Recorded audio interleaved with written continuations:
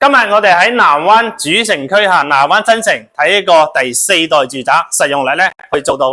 110%嘅，而且呢個位置咧揸車翻港珠口岸同拱北口岸咧，大概係12-13分鐘個車程嘅啫，位置交通方便，配套係齊全嚇。2梯5戶嘅一個設計，嗱17電梯咧有個咁闊嘅空間嚇，依家啲新佈建嘅就係好，每一戶都係獨立嘅一個位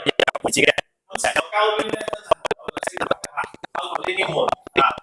鎖同埋呢個華為嘅智能系統，喺屋企就可以睇到公區嘅監控啦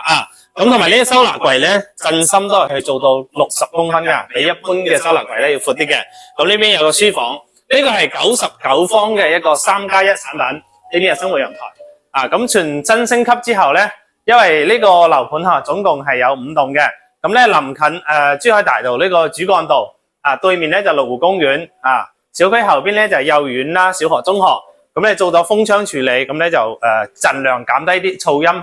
佢係雙套房嘅一設計呢邊咧係公共嘅衛生間，旁邊就係嗰個長輩房，可以做到雙套房嘅設計。橫廳咁呢個位置咧係6米幾嘅闊度，呢邊實際係有個開放式嘅書房嘅。廚房同你講推拉門係交標嘅，咁咧送咗3件套嘅包括埋洗碗機、消毒櫃咧係一體機嚟噶啦。咁每一個飄窗嘅位置咧贈送嘅主人房套房嘅設計啦。佢報建咧係報建90公分嘅飄窗，咁佢依家咧實測應該就50公分左右，所以偷咗部分面積嘅。咁我哋2樓咧就係抬高式嘅花園啦，1樓咧就有會所同埋停車場嘅，會所入面有恒溫泳池、健身房、瑜伽室。